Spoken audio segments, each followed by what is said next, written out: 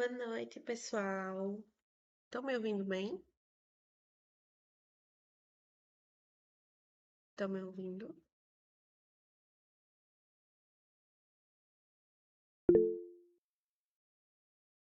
Ah, ótimo. Boa noite. Hoje a gente vai conversar, eu vou ensinar vocês sobre um tema que é a dificuldade de muitos estudantes quando chegam ali no estágio, né?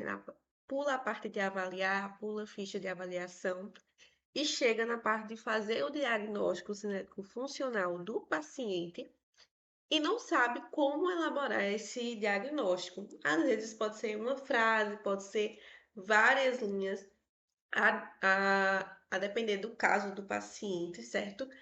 Mas esse diagnóstico é importantíssimo, porque ele que vai guiar a tua conduta, ele que vai guiar o que é que você vai fazer com aquele paciente. Então, se você faz essa etapa mal feita ou você deixa um ponto importante dessa etapa passar, você vai deixar pontos importantes no tratamento do teu paciente passarem também.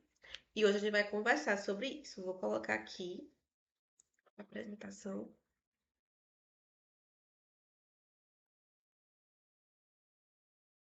Prontinho. Tá dando para ver certinho, né, a apresentação para vocês?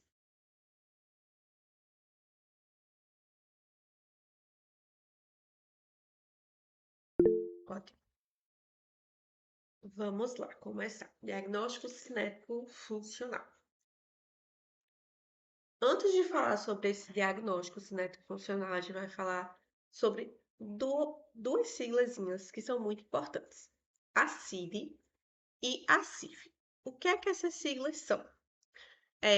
São classificações que a OMS tem em questões de doença e de funcionalidade. Por exemplo, a gente tem uma CID do número 10, por exemplo, que é pneumonia. Então, a CID vai guiar o diagnóstico de doenças. Já a CIF vai guiar o diagnóstico funcional do paciente. Então, sempre em todo paciente a gente vai ter uma CID, mas a CIF, quem faz é o fisioterapeuta. Até porque a gente vai ter contato com a parte de funcionalidade, de desempenho, de incapacidade ou de capacidade do paciente, de função e estrutura do corpo, que eu vou falar um pouco mais à frente. E aí a CIF vai ser uma ferramenta para a gente descrever a organização de informações sobre a funcionalidade e a incapacidade dessa pessoa que a gente está atendendo. Então, juntando a CID e a CIF, a gente vai estar associando essa funcionalidade ou a falta dessa funcionalidade junto com alguma enfermidade. E elas juntas vão fornecer uma imagem completa daquele quadro, daquele paciente, das necessidades daquele paciente, não só em questão de função e estrutura do corpo, mas também em questão de ambiente familiar, ambiente que ele vive, de caso, por exemplo, fatores do contexto em que ele está inserido.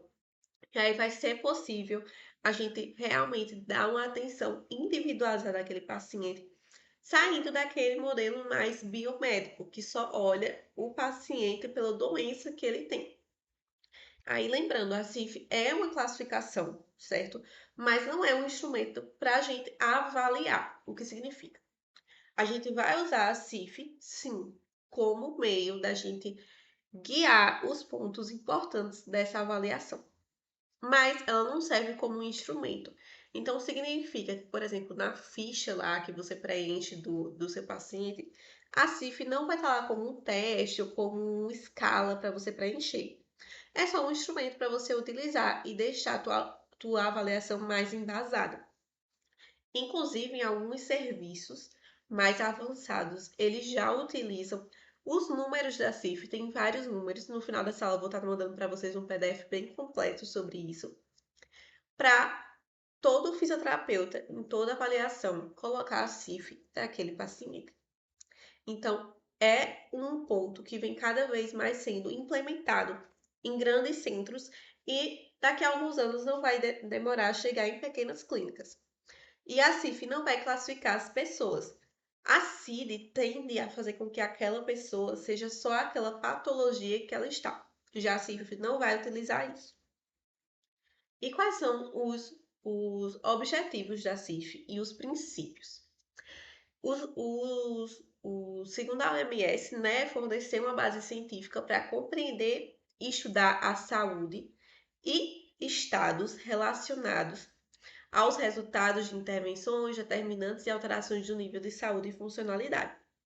Já os princípios da CIF é a universalidade, ou seja, é acesso para todas as pessoas, paridade, então a gente vai ser mais justo, que é aquele princípio que tem muita relação com a equidade, dar mais recursos para quem precisa mais, neutralidade e a influência ambiental. E quais são os componentes? Eu vou só fechar aqui porque não estava aparecendo a imagem, mas vou recarregar aqui para aparecer para vocês. Mas os componentes, a gente tem 6 componentes que estão inclusos nesse modelo biopsicossocial, certo? E aí, a CIF vai ser responsável por 4 pontos desse modelo biopsicossocial. Então, vocês veem o quão é importante, e eu vou explicar lá na frente, por que a gente está falando de CIF no meio de diagnóstico cinético funcional. Porque tem tudo a ver. Vou colocar aqui. Pronto, foi. Porque tem tudo a ver com o que vocês vão descrever em cada paciente, não só do ponto de função corporal, mas também do contexto em que ele vive. E aí nessa imagem dá para vocês verem os 6 pontos que estão nesse modelo biopsicossocial. A gente tem aqui na parte de cima a condição de saúde, transtorno ou doença, que é essa condição aqui vem a partir da CID. Os médicos utilizam essa CID. Existem vários números para várias condições de saúde. Depois a gente vem aqui com os fatores pessoais, etnia, idade, que não são classificáveis, e tá aqui embaixo. E depois vem os 4 componentes classificáveis da CIF, que são a função e estrutura do corpo, que podem falar sobre deficiências corporais desse paciente, atividades que vai falar sobre limitações desse paciente, participação que vai falar sobre restrições desses pacientes e os fatores ambientais. Então, a CIF é como se fosse a maioria disso aqui, desse modelo biopsicossocial, que está cada vez mais incluso nos nossos estágios. E faz muita diferença quando você atende uma pessoa vendo só, por exemplo, a parte, vou só ver parte de músculo, como que tá a parte de força dele, mas você não vê o que de fato ele não consegue fazer no dia a dia. Muitas pessoas erram nas suas condutas porque o paciente chega para você falando, teve por exemplo, um AVC. E aí ele chega para você falando que não tem força para segurar a neta no braço esquerdo. O que é que muita gente faz? Fica só focando na parte de força, de força, de força. Mas a queixa dele é porque ele não consegue segurar a meta. Não é pra gente focar só na força. Claro que a força é um fator muito importante. Mas vocês estão vendo que a atividade dele diária está limitada. Ele não consegue fazer uma atividade do dia a dia dele. Então, isso também entra na nossa conduta. O que é que a gente vai fazer em frente a isso? Vai fazer com que a gente monte partes da conduta que simulem ele segurar alguma coisa que seja pesada com um só braço, por exemplo, e imitar essa atividade. Quando a gente fala aqui de participação, a gente está falando de contextos sociais. Esse paciente consegue sair de casa, consegue andar pela calçada, consegue usar, por exemplo, as muletas sem cair, consegue ir à igreja, consegue ir a um shopping, isso tem a ver com participação. Isso é muito importante porque isso influencia na adesão do paciente à tua conduta também. Se, por exemplo, ele está lá há 2 meses fazendo toda semana um encontro com você na clínica, mas ele, por exemplo, uma paciente que tem IU de urgência ou IU mista, por exemplo, e ela não consegue ir à igreja porque tem medo de ir e fazer xixi. Então, ela se restringe à casa dela, fica lá. Agora, uma paciente que você olhou para esse ponto dela, viu, caramba, ela precisa participar das atividades sociais dela. Vamos trabalhar nisso. E depois de algum tempo de conduta, ela consegue voltar às atividades sociais, você consegue avançar mais ainda nessa conduta desse paciente, porque ela viu um resultado em uma coisa que impacta diretamente nela. Muitas vezes a gente está focado só na parte do corpo da pessoa, função e corpo, função e corpo, função e corpo, que a gente não vê que esse corpo faz com que essa pessoa faça atividades e participe, que essa pessoa seja ativa nas atividades básicas de vida diária, as atividades avançadas de vida diária, que essa pessoa tenha uma vida social. Porque se essa pessoa passa a não ter nada disso, ela não vai ter motivação. E essa parte de funções e estruturas vai ser cada vez mais afetada por desuso, por falta de intervenções adequadas a esses pacientes, certo? Quanto a fatores ambientais, a gente está falando de questões de estrutura do local onde ela vive, por exemplo, de casa, se tem rampa, se não tem. E tudo isso também vai estar descrito no PDF que eu vou mandar para vocês. Eu não vou falar de cada pontinho, porque, por exemplo, os fatores de função e estrutura são vários. Vai falar sobre função e estrutura do sistema nervoso, sistema visual, sistema muscular, sistema endócrino, vai falar de tudo. E aí são vários pontinhos, são vários números que eu não vou falar aqui agora. Mas é só para vocês verem o tanto de coisa que a gente passa para poder chegar a avaliar um paciente de forma completa, formar o diagnóstico dele e montar uma conduta que seja eficaz para ele. Não é um trabalho de qualquer jeito, a gente precisa fazer com seriedade, tá? E aí a gente vai relembrar aqui alguns conceitos de capacidade e desempenho, certo? Porque a gente pode colocar esses nomes sim no nosso diagnóstico, por exemplo, paciente com incapacidade de realizar X coisa, paciente que tem um desempenho afetado em X atividade, tá? E aí, relembrando esses conceitos, porque vai refletir a diferença entre os impactos de ambiente daquele paciente e vai fornecer um guia para a gente ver o que pode ser feito em cada ambiente, né? Seja individual ou coletivo, para melhorar esse desempenho da pessoa. Então vamos lembrar o que é a incapacidade, tá? Incapacidade são alterações na função ou estrutura do corpo, mas as limitações nas atividades ou restrição na participação. Então a gente vê que são as alterações naquele ponto aqui que vão causar limitações na atividade e na participação desse paciente, ou também na participação. Já a capacidade, a gente vai referir a uma pessoa que pode fazer aquela, por exemplo, consegue subir escadas em um ambiente padrão. Então, na capacidade, a gente vai avaliar o estado da função e estrutura do corpo. Então, é como se o paciente estivesse numa clínica e conseguisse subir uma escada lá na sua clínica. Ele consegue, então ele é capaz. Já sobre desempenho, vai falar sobre o que a pessoa realmente consegue fazer no ambiente habitual dela, que vai sofrer a influência dos fatores do ambiente e também dos fatores pessoais. Então, a gente vê muito isso na prática de pacientes que, principalmente neurológicos, quando chega lá na clínica, faz tudo bonitinho, consegue fazer tudo bonitinho, porque é um ambiente controlado. A gente sabe que ali ele está sendo capaz de realizar aquilo porque a gente está dando um ambiente padrão para ele. Não tem fator pessoal, às vezes não tem uma família colocando pressão ali, não tem estresse. Já quando ele sai da tua clínica, sai do teu atendimento, chega em casa, ele não consegue, porque é o ambiente dele. Então a gente tem que avaliar em que nível esse paciente está. Se ele está na parte de incapacidade, então a gente vai mexer ali na função e estrutura do corpo. Ok, Sara, subir força, subir ADM, fiz treino de marcha, fiz tudo com ele. E aí, ok, você começa a treinar o quê? Capacidade com ele. Você vai fazer o treino do que ele faria no dia a dia no teu ambiente controlado. naquela escada tem apoio para segurar, na rampa e na esteira. Você vai treinar ele para aquele ambiente padrão.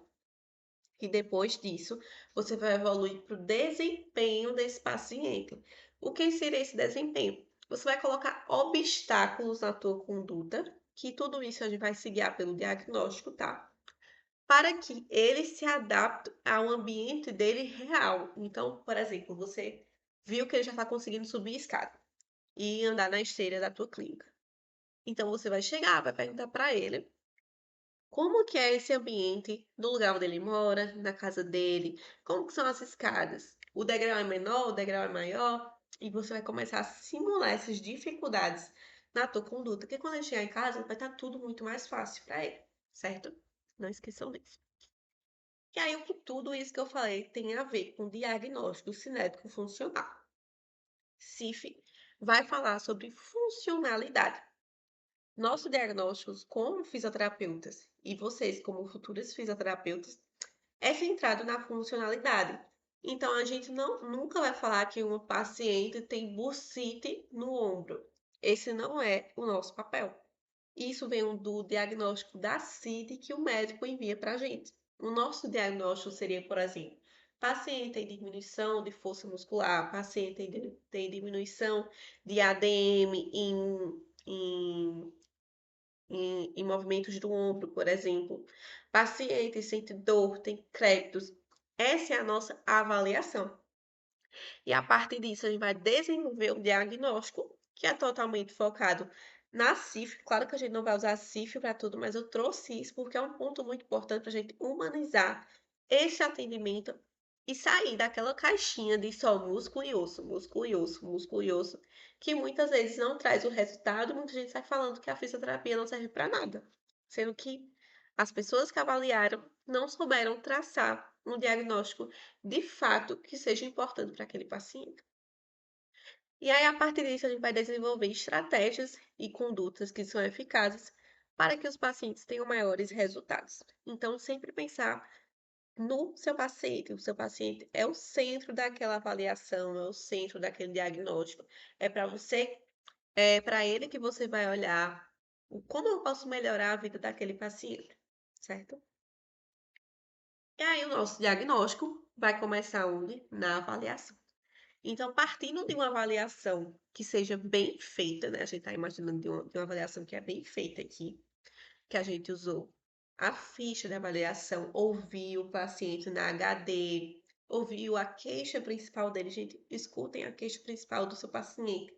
É o que ele mais quer fazer, é o que mais incomoda ele. Então, você atuando nesse ponto logo vai ajudar demais a adesão dele. Então, você avalia bem feito e a partir disso você faz o seu diagnóstico, certo? Eu trouxe aqui 3 exemplos para vocês verem de uma forma mais simples, mas que vai estender a todos os pacientes de vocês, certo? Paciente 1, que na avaliação foi vista fraqueza muscular do quadríceps pela avaliação manual. E na avaliação manual de força, né, o paciente foi classificado como grau 2 de força, ou seja, ele não vence força da gravidade, certo? E aí, qual seria o diagnóstico dele? Diminuição de força muscular do quadríceps femoral. E aí, a partir do teu diagnóstico, não sei se vocês já estão vendo, mas a gente já começa a pensar em conduta, em objetivos desse paciente. Então, seria para a gente fortalecer esse músculo, certo? No paciente 2, na avaliação com goniômetro, você avaliou que o paciente no ombro tem redução da amplitude e movimento de flexão, para o movimento de flexão. Então, qual seria o diagnóstico cinético funcional dele? Diminuição da ADM, da articulação glenomeral para flexão. Você pode colocar isso mais completo se for poucas coisas, né, para você pontuar no paciente, ou pode colocar de forma mais simples, como por exemplo, nesse paciente 2, a gente poderia colocar diminuição de ADM de ombro, entendeu? Só para fazer mais simples, mas eu recomendo que vocês façam mais extenso, com mais detalhes, até porque vocês vão estar com professores olhando vocês e até para treinar também, ficar o costume na cabeça, até ter tudo bem certinho. Já no paciente 3, na palpação de joelho, em paciente com artrose, junto com a escala de dor, o paciente referiu dor e você sentiu crepitações. Então, qual seria o diagnóstico dele? Ah, Sara, não tem nada de músculo, não tem nada de ADM, não tem nada de avaliar nervos, nem sensibilidade, mas você tem aí na sua mão uma questão de função desse paciente. Ele tem presença de dor e na palpação do joelho tem crépitos. Então, isso também entra na tua no teu diagnóstico cinético funcional. Tem professores e preceptores que acham que a parte de dor não deve ser colocada no seu diagnóstico. Durante o meu estágio, era assim, meio a meio. Uns queriam que colocasse, uns aceitavam e outros não aceitavam. Na CIF tem uma partezinha, se você for folhear, que fala sobre dor. E aí, por isso, eu sempre coloco quando o paciente tem dor, porque isso também influencia na funcionalidade dele. Ninguém quer fazer nada com dor, né? Então, eu sempre coloco. Mas se vocês tiverem dúvidas sobre a linha de pensamento dos professores de vocês, vocês podem fazer tudo bem certinho e colocar isso entre parênteses para tirar dúvida com eles, tá? Então, o seu diagnóstico vai começar numa avaliação bem feita. Nessa avaliação, se possível, use escalas, use testes que deixe tudo mais claro para vocês, que deixe tudo mais pontual, que deixe tudo mais fácil de você medir e aí com isso gerar o teu diagnóstico. Teu diagnóstico pode englobar todos os componentes da CIF, certo? Função, estrutura, atividade, participação, por exemplo. Se um paciente tem artrose, naquele que eu falei no exemplo 3, e ele não consegue, por exemplo, subir as escadas da igreja dele, você pode colocar como essa parte no seu diagnóstico cinético funcional também, tá? Só teria dúvida com o preceptor de vocês, tem alguns que não gostam, tá? E aí, pelo diagnóstico, você vai montar os objetivos e condutas. E aí, a gente vai praticar um pouquinho, certo? Nesse momento, eu vou dar um exemplo para vocês. E eu gostaria que vocês ou falassem aqui no chat ou abrissem o microfone para vocês chutarem mesmo ou falar o que acham sobre esses casos. É bem pequenininho, é bem rapidinho, só para a gente ver como seria realmente na prática. Caso 1. A paciente tem 35 anos, sedentário, se queixa de dor na região lombar após longos períodos sentados no trabalho e relata dificuldade para levantar-se de uma posição sentada e rigidez matinal. Na avaliação fisioterapêutica, foi visto o seguinte: hipomobilidade na articulação lombar, encurtamento dos músculos flexores do quadril, fraqueza dos músculos extensores da coluna e alterações na postura. Qual seria o diagnóstico que vocês colocariam para esse paciente? Não precisa ser completo, pode ser só um ponto ou outro. Só quero que vocês me digam o que é que vocês colocariam no diagnóstico.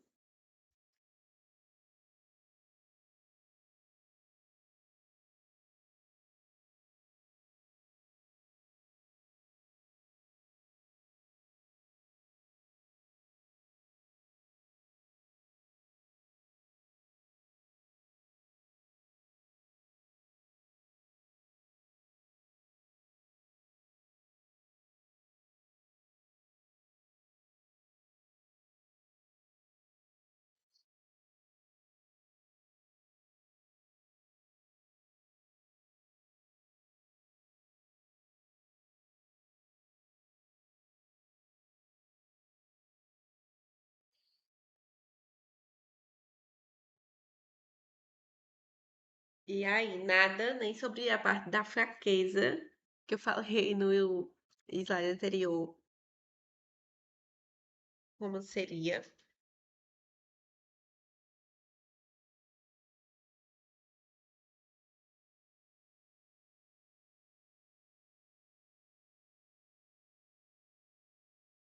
Seria o seguinte: a gente poderia colocar hipomobilidade ou diminuição da ADM nas vértebras lombares ou em região lombar, tá? Também poderia colocar o déficit de alongamento, certo? Nos flexores do quadril. E a gente poderia colocar ou a parte de, ou colocar assim, fraqueza muscular ou diminuição de força muscular nos músculos extensores da coluna. Nessa parte, vocês também poderiam colocar o nome de todos os músculos, se quiserem, certo? Ou o grupo muscular, tá? Deixa eu ver se eu fiz aqui. Já no caso 2, né? Paciente de 60 anos, ele é hipertenso, tem queixas de dor no joelho direito, especialmente ao subir escadas. E aí ele vai relatar sensação de instabilidade na articulação. Na avaliação, a gente viu fraqueza dos músculos do quadríceps e isquiotibiais, dor ao teste de mobilidade de joelho e presença de estalidos durante a flexão e extensão. E aí, qual seria o diagnóstico cinético funcional? Partindo desses pontos aqui. A gente vai abordar a parte de fraqueza, pode colocar ou não a questão de dor, e essa questão de estalidos também a gente pode colocar no diagnóstico cinético funcional. Então, diminuição de força muscular no quadríceps e isquiotibiais, alteração na cinética do joelho por conta da dor na teste de mobilidade e presença de dor e estalidos também. Esse último caso tem 25 anos, é um atleta amador, relata dor no ombro esquerdo após um treino intenso de musculação. Sente dificuldade para levantar o braço acima da cabeça.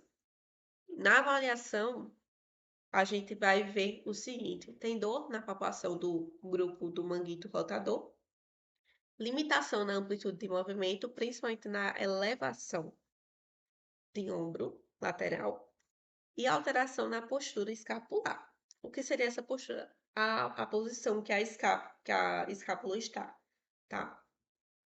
E qual seria o diagnóstico dele? A gente vê se tem a limitação na ADM, a gente vai colocar aqui. Diminuição de ADM na articulação glenohumeral esquerda, tá? Já que falou aqui que é no ombro esquerdo. A gente pode colocar também o membro que foi afetado, fica mais completo, tá? Teu diagnóstico. E pode colocar mais evidente no movimento de elevação lateral. A gente também poderia colocar aqui os graus, entendeu? De cada movimento, de flexão, extensão, tudo bem certinho. Alterações no plano e postura escapular e dor ao palpar esse paciente. E aí, isso foi o que eu quis trazer hoje para vocês, em questão de diagnóstico, sobre a gente abordar a CIF para esse paciente de fato, certo? E trazer todos os pontos que vai influenciar a nossa conduta. Então, a gente vê que tudo começa quando o paciente chega na tua sala, ele fala o que está questionando ele. Então, nada disso dá pra gente deixar de lado, dá para fazer de qualquer jeito. Porque tudo vai culminar em um resultado, seja ele positivo ou negativo. Eu queria saber se vocês têm alguma dúvida, se vocês querem pontuar alguma coisa, trazer esse conteúdo para vocês, se vocês gostaram, se vocês querem mais encontros como esses, certo? Muito obrigada. Posso liberar sim, eu vou enviar um material sobre CIF completinho para vocês também, vai ter questões, tudo bem explicadinho.